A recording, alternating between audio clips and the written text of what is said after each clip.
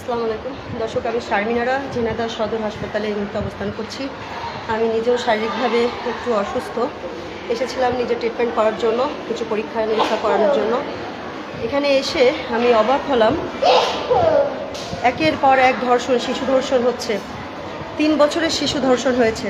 আমি তার মুখ দেখাবো না আপনাদেরকে, তার পরিবারে নিষেধ আছে।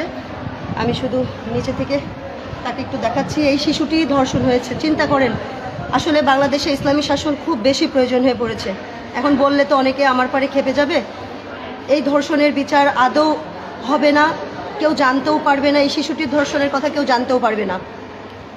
এই শিশুটির বাবা চায় না ক্যামেরার সামনে আসতে। এখানে আমাদের প্রশাসন আছে, এখানে হসপিটালের সিস্টাররা আছে, দেখতে পাচ্ছেন।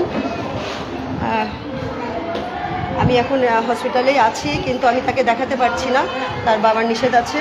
তারা অন্যায়গুলোকে মেনে নিচ্ছে শুধুমাত্র লজ্জার খাতিরে, বাচ্চাটার মুখের কথা ভেবে, ভবিষ্যতের কথা ভেবে। ধর্ষণকারীর নাম কি ভাই বলিলেন?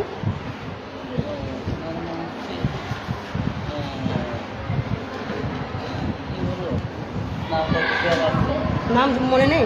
আপনাদের বাসার পাশে কোন জায়গা বাসা? থানাপাড়া। ওই লোকটার বাসা কোথায়? ভাড়া থাকে। কি কাজ করে সে? ঝালমুড়ি বিক্রি করতো। কতদিন আগের ঘটনা এটা? 1 সপ্তাহ হয়েছে। আপনারা 1 সপ্তাহ চুপ করে আছেন। আচ্ছা, দেখতে পাচ্ছেন এই শিশুটি 3 বছর বয়স। এর কি হয়েছে? আপনারা বলেন যে একে ধর্ষণ করতে হবে। এবং প্রতিনিয়ত কিন্তু আমরা দেখছি যে, কালকে আমি নিউজ করেছি মারিসা ধর্ষণ হয়েছে, তার আগে আসিয়া ধর্ষণ হয়েছে মাগুরায়।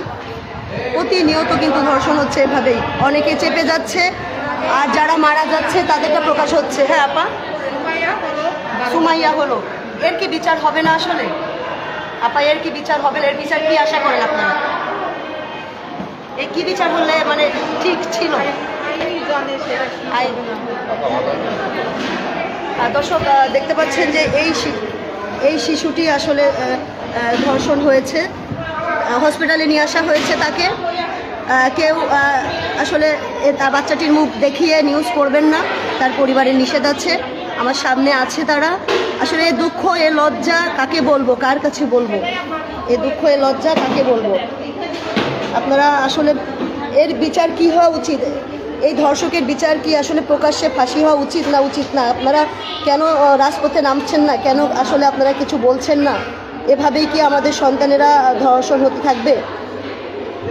আসলে আমি এই প্রতিবাদী মানুষ।